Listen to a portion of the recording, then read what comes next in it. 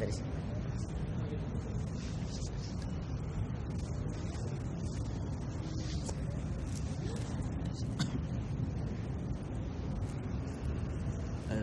Jadi itu pakai apa namanya, seperti sholat maghrib kami mohon tidak saja, karena umumnya di kami itu melaksanakan zikir sampai dan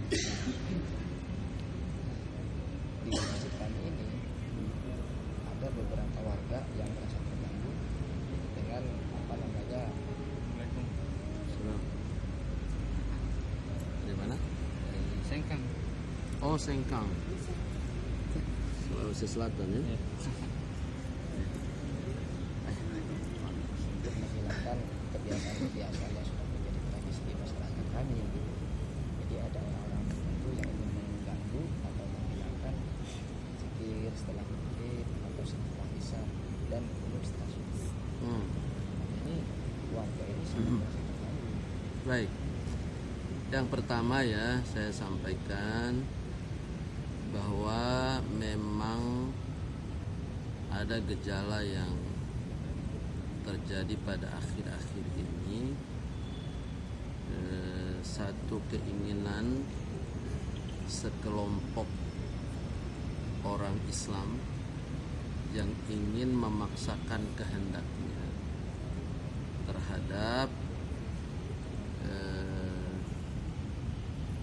praktek-praktek ibadah yang sudah menjadi kebiasaan yang telah dilaksanakan turun-temurun oleh orang-orang tua kita sebelumnya, yang telah sebelumnya juga dituntun oleh para ulama.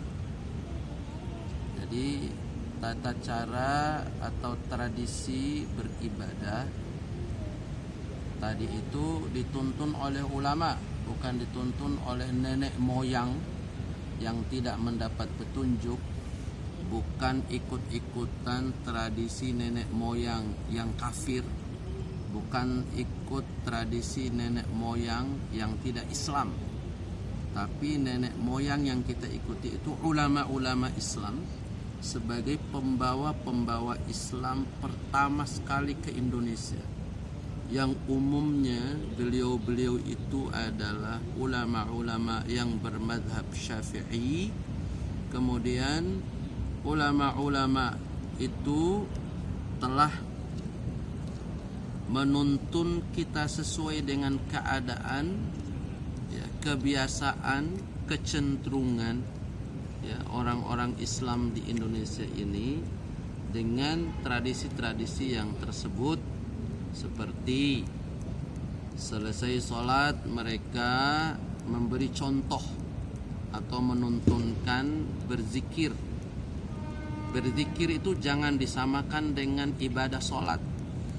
Sholat itu jumlah rakaatnya sudah tetap, waktunya juga sudah ditentukan.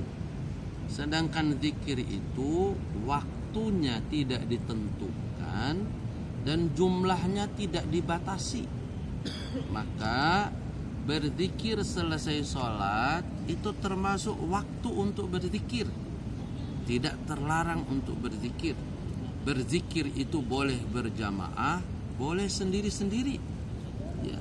Dan berzikir dengan suara keras itu sudah ada di masa Nabi Muhammad SAW, seperti hadis yang diriwayatkan oleh yang bersumber dari sahabat Nabi Sayyidina Abbas bin Abdul Muttalib, Sayyidina Abbas bin Abdul Muttalib, ya, beliau menyatakan bahwa beliau mendengar suara takbir zikir orang yang kencang di dalam masjid ketika mereka selesai sholat berjamaah bersama Nabi Muhammad SAW. Ya.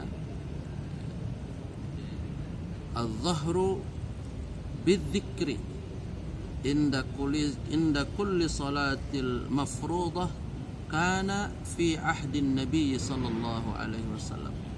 zikir dengan suara kencang itu sudah ada di masa Nabi Muhammad sallallahu alaihi wasallam.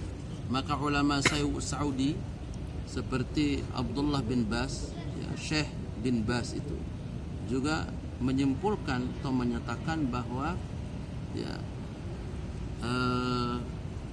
zikir dengan suara keras itu az-zikru bil-dhahri, ya, itu adalah masyru', disyariatkan dalam agama. Tidak ada orang yang berani mengatakan bahwa zikir dengan suara keras itu bid'ah atau zikir setelah sholat itu bid'ah, karena zikir dengan suara keras itu sudah ada di masa Nabi Muhammad SAW, dan zikir berjamaah itu juga sudah ada di masa Nabi Muhammad SAW.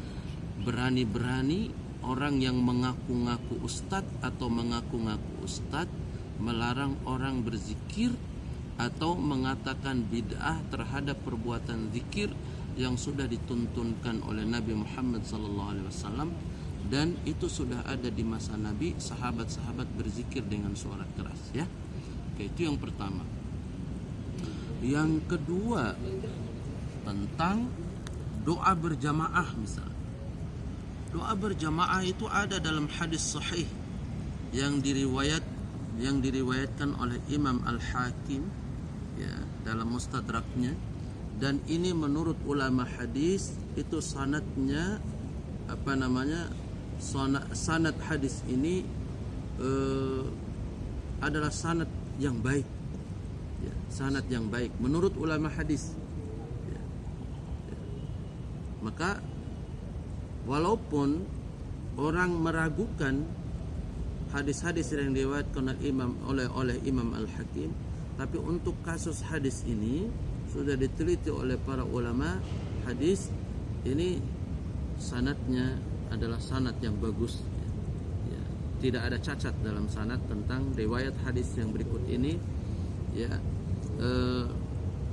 Doa berjamaah itu ada sekelompok orang yang sebahagian berdoa dan sebahagian mengaminkan doa itu, maka doanya pasti dikabulkan oleh Allah Subhanahu wa taala. Ada juga dalam ayat Al-Qur'an yang menyatakan, misalnya ketika Nabi Musa dan Harun berdoa, ya, ketika Nabi Musa berdoa diaminkan oleh Nabi Harun alaihissalam. Itu dalilnya banyak tentang doa berjamaah itu. Apalagi ada hadis yang mengatakan tidak tertolak doa yang dipanjatkan oleh seorang hamba kalau dilakukan setelah selesai setiap salat, ya, terutama salat fardu, kan, itu doanya itu tidak tertolak. Jadi doa berjamaah itu ada dalam hadis sahih, ya, bukan perbuatan bid'ah. Misalnya ada ayat ketika kita membaca Al-Fatihah, ya, ihdinas siratal mustaqim, tunjuki kami ya Allah jalan yang lurus, siratal ladzina an'amta 'alaihim ghairil maghdubi 'alaihim waladdallin. Itu semua makmum beserta imam mengaminkan doa itu. Ya, Al-Fatihah memang bacaannya, tapi Al-Fatihah itu terbagi kepada dua bahagian. Satu kelompok ayatnya memuji Allah, satu kelompok ayatnya adalah berdoa, kan.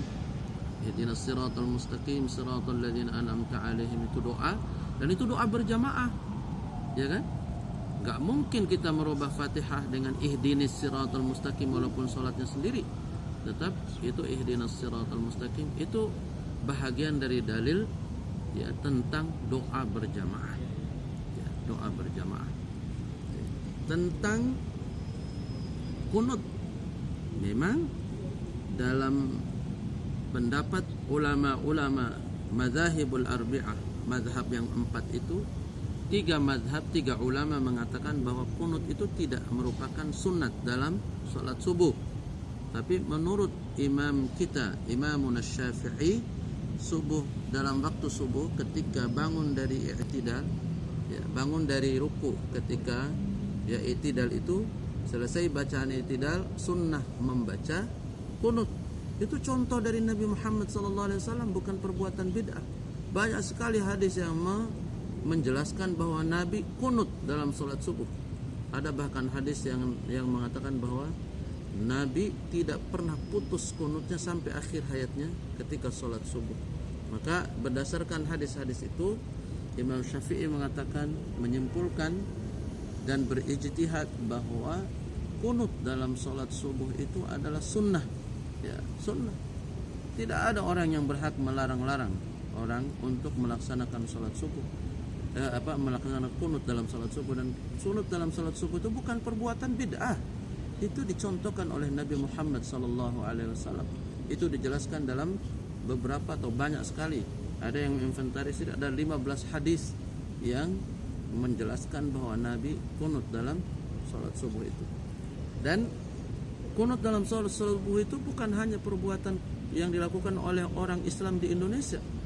Di Mesir ada, ya, di Mesir itu banyak, ya, banyak ulama, banyak umat Islam yang mengikuti pendapat Imam Syafi'i.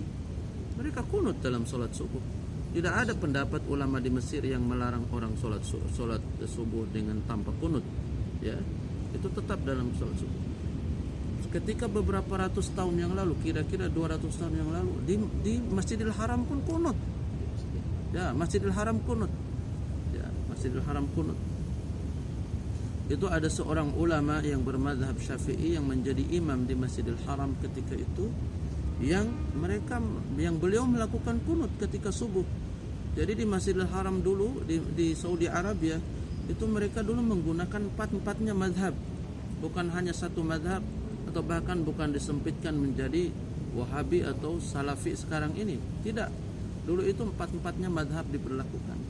Itu menurut keterangan yang disampaikan oleh Sayyid Muhammad bin Alawi Al-Maliki yang bersumber dari ayahnya Sayyid Alawi, ya, Sayyid Alawi, bahwa ketika itu yang menjadi imam, mufti Imam Syafi'i itu Tajuddin, Imam Tajuddin, saya lupa nama, bin Al-Qil'i atau Tajuddin siapa.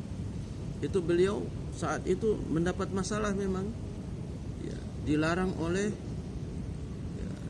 oleh pemerintah atau amir atau ulama ketika itu yang berhaluan sama dengan pemerintah Saudi ketika itu, melarang, ya, si ulama yang bermazhab Syafi'i itu melakukan kunut. Kemudian apa yang terjadi? Kemudian pada subuh berikutnya beliau yang lagi menjadi imam, tapi beliau tidak kunut, tapi beliau berdoa dengan mengutip doa itu yang terdapat dalam surat Al-Ahzab ayat 67 dan 68. Coba nanti lihat di surat Al-Ahzab ayat 67 dan 68 itu, mufti mazhab Syafi'i ini yang bernama Imam Tajuddin itu, beliau berdoa, Rabbana innana ata'na sadatana wa kubara'ana fa'adalluna as-sabila Rabbana atihim di'faini minal azab wal'anhum la'nan kabira. Itu doa itu terdapat dalam surah Al-Ahzab 67-68. Apa arti doa itu yang dibaca oleh beliau sebelum ketika i'tidal, ya, bangun dari ruku rakaat kedua salat subuh, pengganti kunutnya itu, wahai Tuhan kami, sesungguhnya kami mentaati atau mematuhi, ya, junjungan kami, penguasa kami, ya, pemuka-pemuka kami, fa'adalluna sabila, tapi mereka menyuruh kami atau menyesatkan kami dalam agama kami ini, dalam jalan yang ditempuh oleh kami.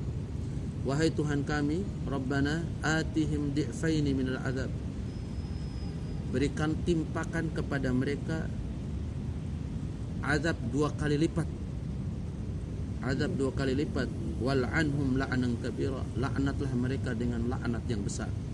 Saking kesalnya imam tadi dilarang kunut, sampai kunutnya diganti dengan 2 ayat dalam surat Al-Ahzab itu, ayat 67 dan 68. Ketika subuh berikutnya, ya, ketika selesai salat subuh itu, kemudian sang amir atau sang ulama datang lagi kepada Imam Tajuddin itu dan menyampaikan kata-kata, terus saja Anda kunut, daripada dikutuk terus sama dia salat subuh.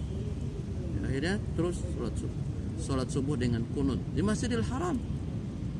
Ya sekarang saja nggak boleh kunut, dulu itu kunut. Imam Syafi'i ada kursi, ada tempatnya mengajar beliau di Masjidil Haram itu. Ya, sekarang aja dipaksa, pemaksaan kehendak, kita harus dipaksa untuk menganut pendapat mazhab yang lain, padahal kita tidak tahu siapa yang paling benar dalam bermadhab itu. Ya, Imam Syafi'i yang kita anut dan pendapatnya tidak salah, berkunut dalam sholat subuh itu sunnat. Ya, berkunut dalam sholat subuh itu sunnat. Maka sungguh sesat kalau ada ustadz yang melarang-larang kita kunut dalam sholat subuh. Itu ulama sesat namanya. Itu orang tidak belajar. Itu orang hanya membaca satu kitab dan mengatakan kalau dia berguru hanya pada satu guru, padahal kitabnya banyak sekali. Buya Hamka dulu ketika sholat subuh beliau tidak kunut. Beliau mengatakan belakangan setelah beliau membaca puluhan kitab dan beliau kunut, setelah itu murid-muridnya, jamaahnya bertanya, wahai Buya, kok anda dulu tidak kunut, sekarang anda kunut? Setelah saya tidak kunut karena saya baru membaca satu kitab, dua kitab. Tapi setelah saya membaca puluhan dan ratusan kitab, saya kunut. Ya, saya kunut karena kunut itu banyak dalilnya, banyak rujukannya. Ya, jadi jangan sembarang mengatakan bahwa kunut itu perbuatan bid'ah, dan jangan mau merubah-rubah tradisi keagamaan yang telah turun-temurun yang sudah dilakukan oleh orang Indonesia, umat Islam di Indonesia, karena itu sudah diajarkan oleh ulama ahli tafsir, ahli Al-Quran, ulama ahli hadis, dan ulama-ulama yang kaliber internasional. Siapa itu Imam Nawawi, siapa Al-Bantani, siapa itu Syekh Yasin Al-Fadangi, siapa itu Syekh Muhammad Arsyad Al-Banjari, siapa itu Syekh Abdul Samad Al-Palimbani, siapa itu Syekh Khalil Bangkalan, siapa itu Syekh, ulama-ulama besar yang menjadi rujukan ulama internasional. Beliau itu ulama Al-Quran, beliau itu ulama tafsir, beliau itu ulama hadis, beliau itu ulama fikih, beliau itu ulama tasawuf. Ya, bukan sembarang ulama itu yang mengajarkan kita tentang kunut di Indonesia itu. Maka jangan berani-berani mengatakan bahwa kunut perbuatan bid'ah, jangan berani-berani mengatakan bahwa zikir berjamaah setelah salat itu perbuatan bid'ah, karena itu semua ada tuntunannya, ada dalilnya, ada rujukannya dalam agama kita. Ya, demikian. Baik, sama-sama, terima kasih. Mudah-mudahan itu ya.